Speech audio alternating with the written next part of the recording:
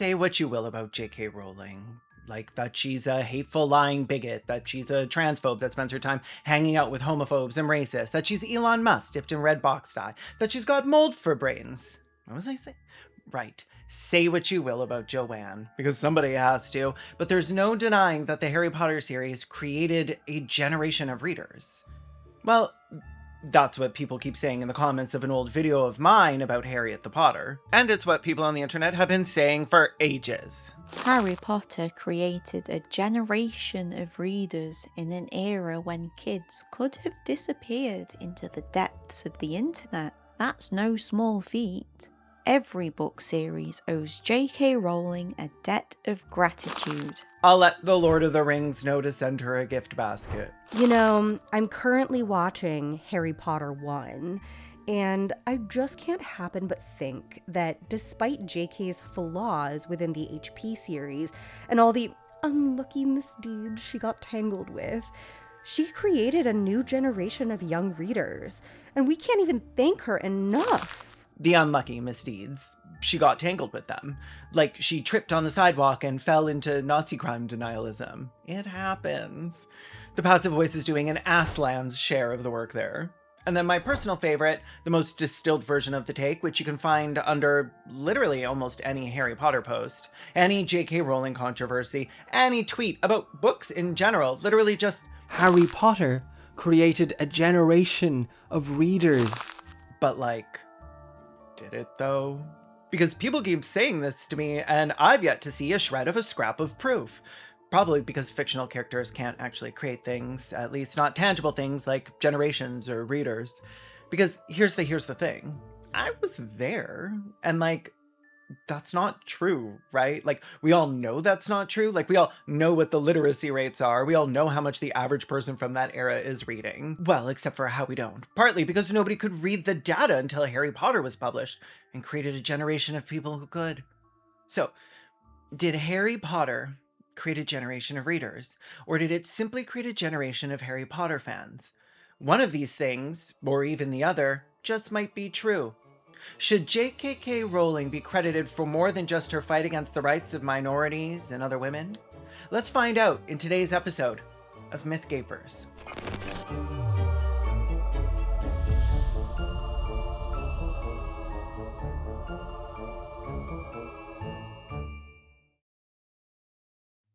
Part 1. The Claim. Yeah, we are still talking about Rowling and the Harry Potter universe. The books sparked a global phenomenon and ignited a love of reading for an entire generation, especially millennials like me who grew up with them. You don't get entire theme park lands, fan conventions, and people proudly repping their Hogwarts house for decades if your work didn't leave a lasting cultural mark. Her impact is undeniable, both in literature and culture. Tolkien is the godfather, but Rowling created a revolution of readers. Just look at BookTok and the fans who exploded the book market after 2020 when B&N were shutting down. It wasn't Tolkien who ignited that. It was former Rowling readers. Please understand, I'm probably one of the biggest fantasy fans you'll come across, and that love all started when I first picked up Sorcerer's Stone as a kid. Apparently, this is something a lot of people sincerely believe. Apparently, if Joanne hadn't decided to take a few years off work to ignore her housework, throw out her kids' toys, and write about how much she hates fat people while drinking free coffee at her family's cafe, an entire generation would just be staring at the walls, unable to decode language, communicating exclusively through TikTok sounds.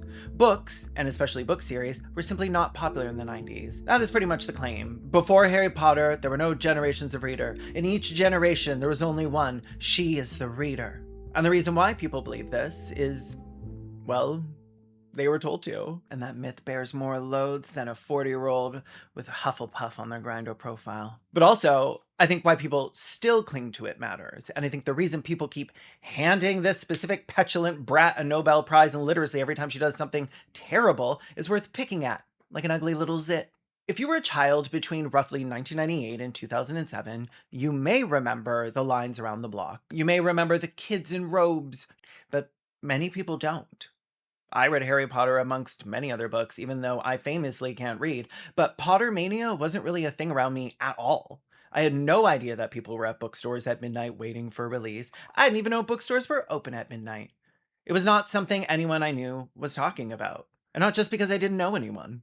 Harry Potter is undoubtedly a best-selling series, much like the Big Mac is a best-selling brand of mac and cheese. But did it create a generation of readers? Not so much. In fact, one might even go as far as to say, no. But we'll get into that after we talk about another best-selling book, the book. There are very few books I think anyone should have to own, but I do have a few I think people would probably want to own. For instance, if you want a bestseller born from the passion of artists, scientists, and designers, you'll love what the sponsor of this video, Hungry Mind, sent me. It's called The Book. I love my book. It's a mix of art, science, design, history, and is 400 pages of illustrations and instructions on basically everything you'd want to know if you ever want to restart civilization. I'm going to make a loom. First of all, it's so pretty. I show it to everyone who enters my home. Everyone has been wowed and wooed, from my artsy friends to the technical minded. There's a reason it was so successful on Kickstarter and Indiegogo, where they raised $2.3 million to fund the artists and thinkers who put it all together. No AI involved. I think it was like 2 days into randomly picking it up and flipping through it before I noticed there was occasionally what looked like messages throughout the illustrations. Being me, I immediately tried to see if I was looking at random designs or if it actually spelled something out. And it did. Apparently, there's a whole quest line inside the book that they don't mention anywhere. I spent an afternoon going through the clues and it led me to a website. And you know what? I don't like spoilers. You can figure it out for yourself like I did. I'm not going to steal your fun. But if you're stuck starting out, start with the butterflies. I'm a huge fan of buying gifts that people can keep and treasure as opposed to more consumable products. And the book is like the epitome of that. They also have cute smaller gifts like playing cards and bookmarks that I'm now leaving on my coffee table too. Like this is the Hungry Minds Museum. You can get you and your friends your own by following the link in the description and purchase the book using my promo code for 10% off at Caelan10. And after you do that, we'll get back to discussing other books. So what is undeniable is that many children genuinely, sincerely, with their whole hearts, loved these books. After all, Animorphs was a fantastic series of books. But some other children also really loved Harry Potter. And some of those children were kids who didn't love reading before. That part is also true. It is true for every children's book and book series. And some of those kids who found a love of reading through Harry Potter continued on to make Harry Potter their entire personality for the rest of their lives. And that's okay, I guess. After every horrible thing that the author has done, is it a little weird? Sure. Is it a little cringe? Of course. Is it okay? No, and I would never say it is. But regardless, when somebody says Harry Potter created a generation of readers, what they're reaching for is that reality. The image of the kid who hated books, finishing Harry Potter and the Goblin of Finasteride and asking for more like a greedy little orphan. And Harry Potter was greedy. He had 2 guardians who loved their son very much, but that was never enough for him. The problem with this framing is that I have personally met a kid who worshipped these books is not the same as an entire generation learned to love to read because of these books. Those are 2 wildly different claims. One of them is a memory. The other one is a statistical assertion about hundreds of millions of human beings. And somewhere between Y2K and today, people stopped thinking about the difference. And it seems like only a handful of people even questioned why they believed this and where it came from.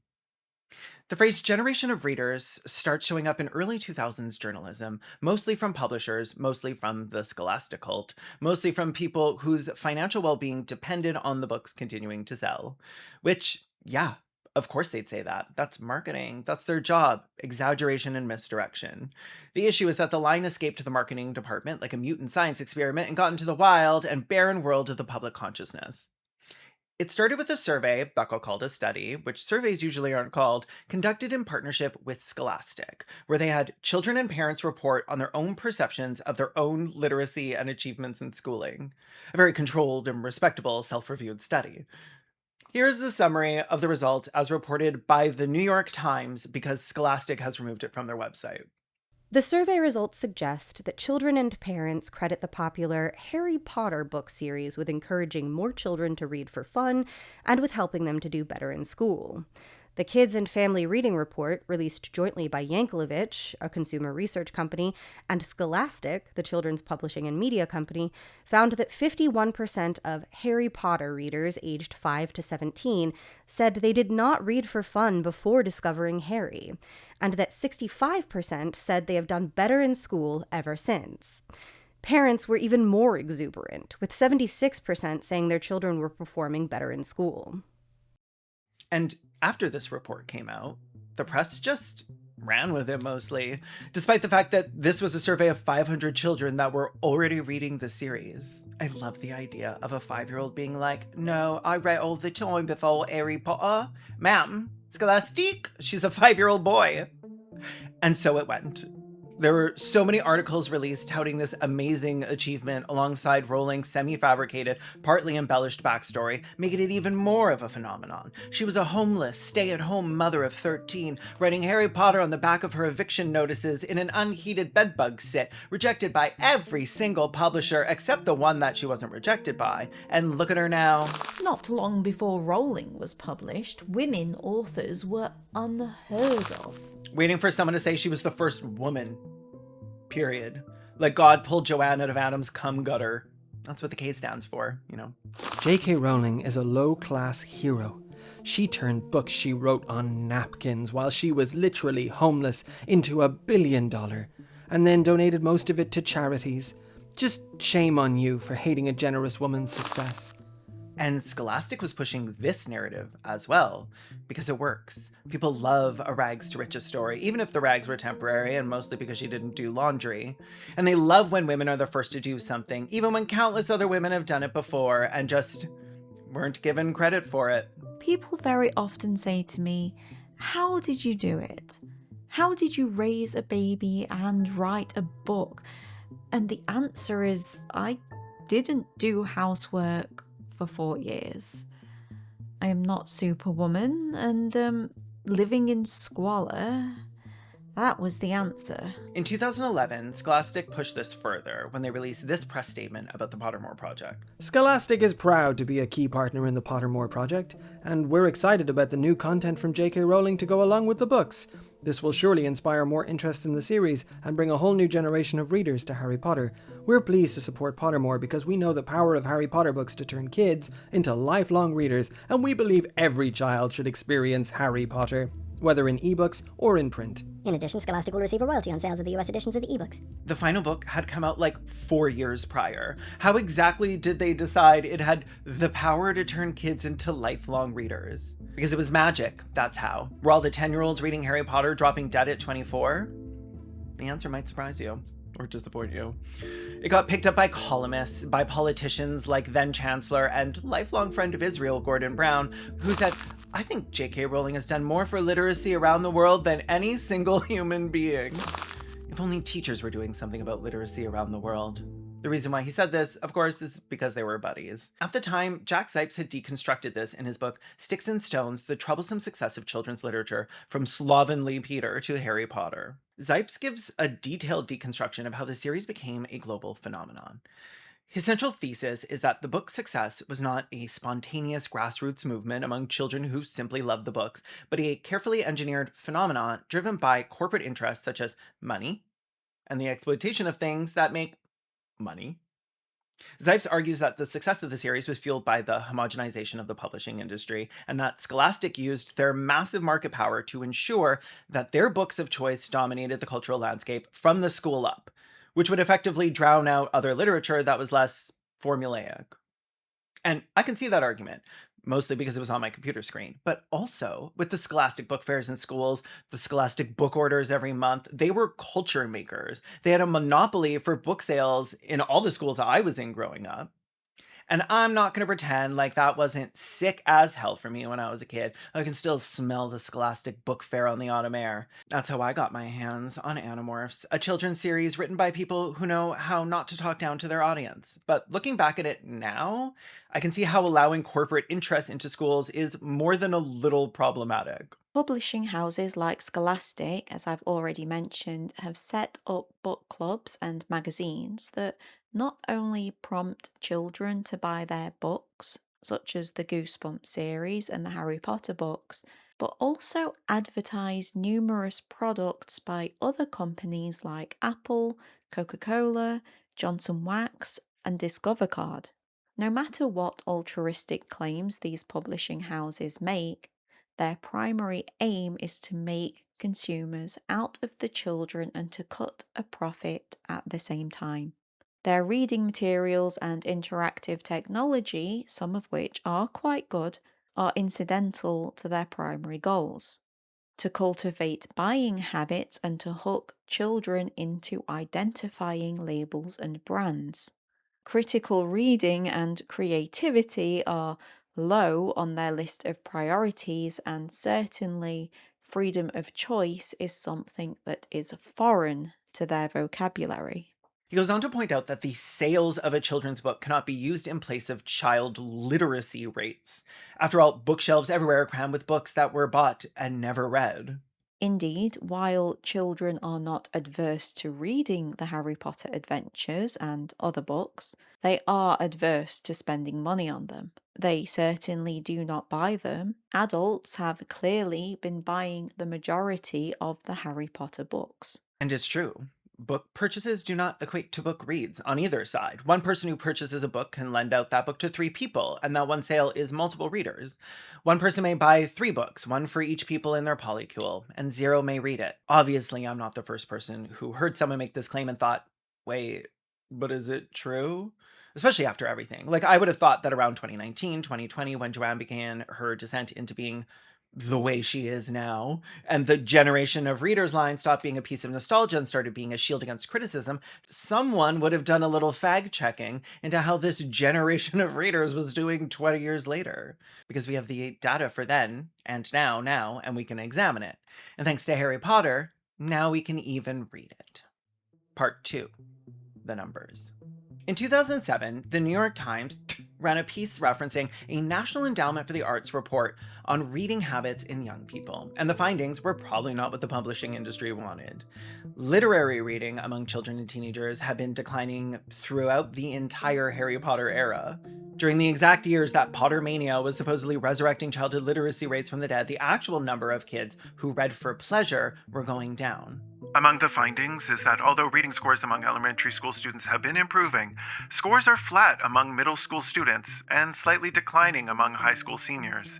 These trends are concurrent with a fall-off in daily pleasure reading among young people as they progress from elementary to high school, a drop that appears to continue once they enter college. So, sure, maybe kids read Harry Potter and that created a spike, but a generation of readers they were not. 2 years earlier, in 2005, The Guardian had already been ringing this bell. They reported that while Harry Potter sales were astronomical, there was no measurable evidence that those readers were going on to read other books.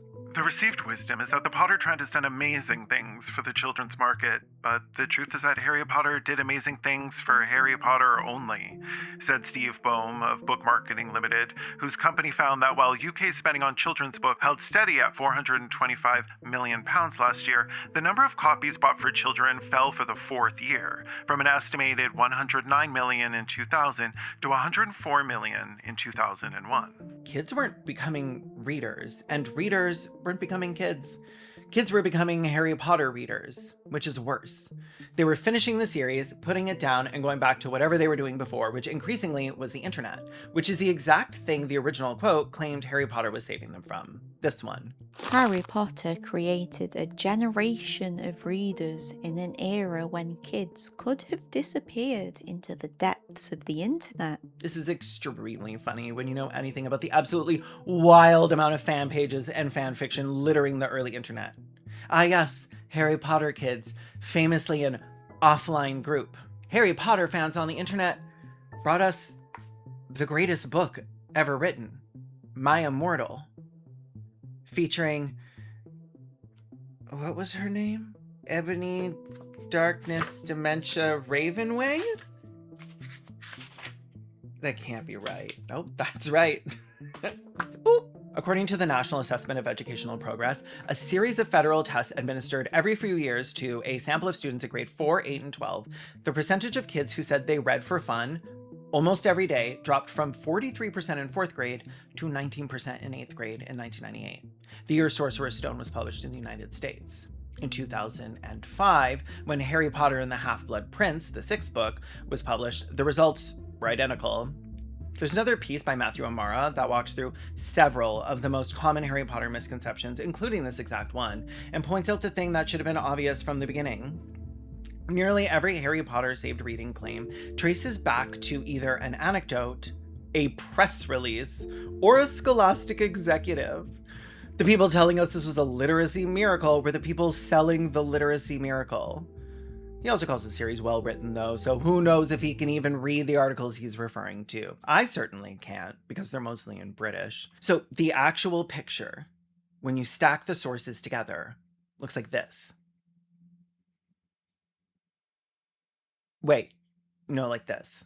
The data shows that 15 to 24-year-olds read about as much. This includes reading things online. But the age group that would encompass this generation of readers, they read less than ever after the Pottermania wave. And while that stat is for the US, in the UK, half of all adults don't read books regularly, and 1 in 6, that's 8.5 million, struggles to read at all, according to the Reading Agency in 2024, down from 58% just 10 years ago. So yes, Harry Potter sold a tremendous number of books. Many of those books were largely bought by adults buying them for children, as children are famously too lazy to work. Some adults were purchasing these books merely with the hopes that the first editions would one day pay for their children's college. The halo effect, the idea that Harry Potter would lift up other books, other series, and other reading habits, never showed up in the data. The kids who read Harry Potter read Harry Potter. The kids who didn't read mostly didn't start. And the overall trend in childhood literary reading during the entire Pottermania window went down. Which means the claim isn't just unsupported. It's the opposite of supported. It's unsupported.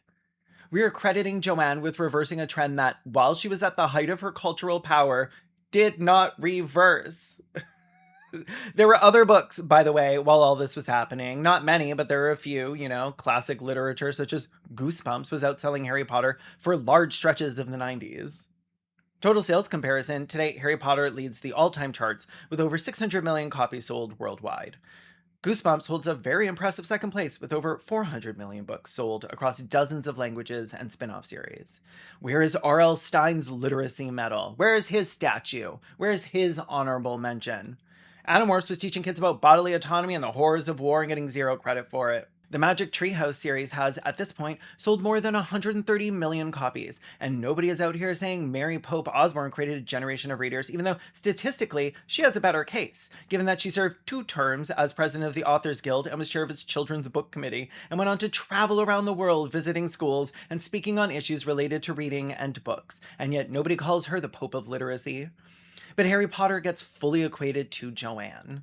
Like this quote from a Common Hill ogre. People make a big deal of Harry Potter turning on her, but every single character in that series came from her head. She is Harry. She's not just Harry, she's Hermione and Ralph. Hashtag I stand with JKR. Ralph the Weasel.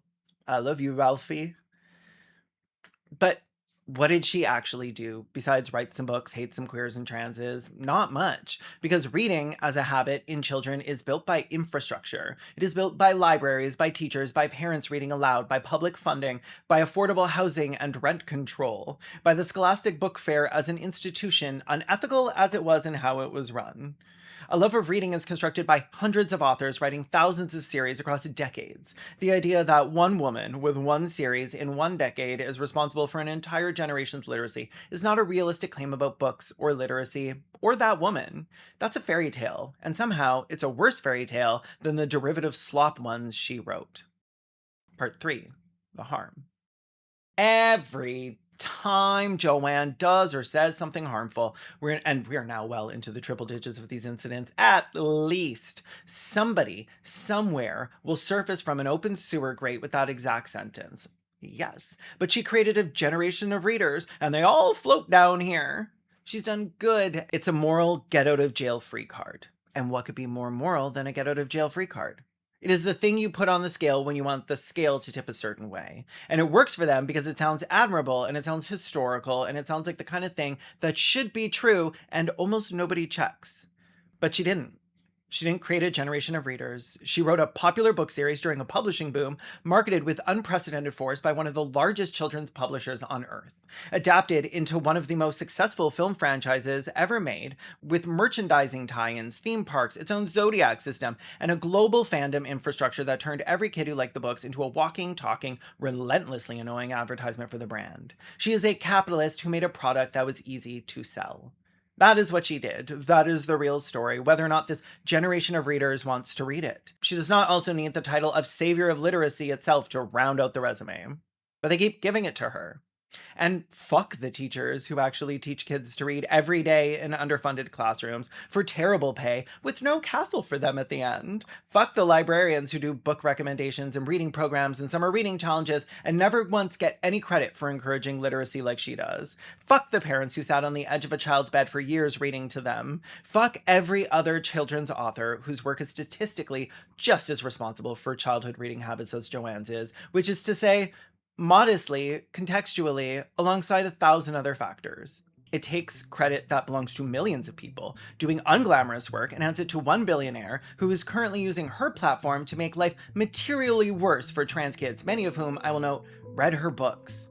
And it lets us off the hook too, all of us, because if Joanne saved literacy, then the state of childhood reading must be fine, right? We don't have to think about it. Thank you, Joanne, for saving us from thinking. We don't have to worry about library closures or school budget cuts or the fact that by every available metric, kids are reading fewer books now than they were a decade ago. And apparently, sometimes not even reading the books they're reading.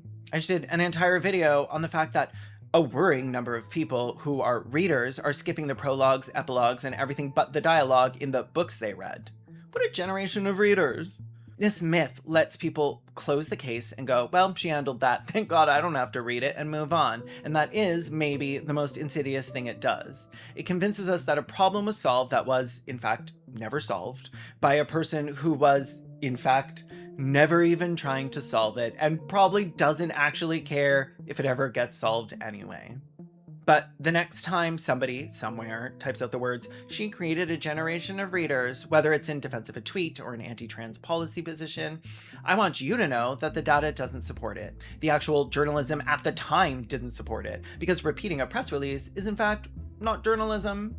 The actual reading rates of the era didn't support it, and the only people who ever really benefited from the myth were Joanne, her publishers, the Warner's brothers, and everyone who now wants a reason not to think too hard about her vile behavior. Harry Potter did not create a generation of readers. It created a couple 100 million people who read Harry Potter, many of whom continue to read Harry Potter, make it their entire personality, and never really bother to read anything else. And those, my dear slurs, are just not the same thing. Congratulations, you've made it to the end, which means I must charge you with a sacred duty only bestowed on those who solve my watching this video puzzle.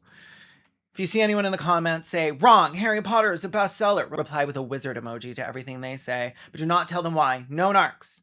I like to see you actually watch the video before commenting. I have a horror audio drama coming out in a few months that takes the real dangers of AI grooming and pushing people to hurt themselves or others, and forces people to examine if they'd be so dismissive of it if it were a person causing the harm. You should follow the channel on YouTube and social media so you can stay up to date when it's released. And actually, if you're a fan of the channel, please do. It would mean so much to me. It's in the description and up here somewhere. Watch the trailer, subscribe, leave a comment. I'm writing it with the co-writer of this video from the channel, Brona's Gay, who just released an amazing video essay about the unhinged got milk ads from the 90s. Apparently, I don't know if you've heard, but the economy is like bad. So I've had a bunch of patrons leave in the past year because they can't afford it, which does eat into my ability to eat. So if the economy isn't killing you specifically, please sign up for my Patreon. I'm currently working on a few investigations, so if you want to follow along with those and get secret information not available anywhere else, you can sign up for a membership on Patreon or YouTube and see them happening live in my members' Discord. Please do. Sharing the video, even to your own millionaire turf mom, tells stupid YouTube that this video is worth watching. So after liking and subscribing, do me a huge favor and do that. You can check out my podcast, Respect the Dead, where we talk shit about dead people who suck, like Fred Christ Trump, Charles Kirk, Elon Musk's granddaddy, the racist who made Dilbert, and sex offender, Coco the gorilla. I also have merch. It's cute as hell. Look at it. Something tells me it looks so cute in that Bear My Load bearing shirt. Oh my god. Did I write any load-bearing jokes into this one? Okay. And that myth is load-bearing. Caelan put that in somewhere. I hit record, right? Oh, thank God. All right, see you in the next one.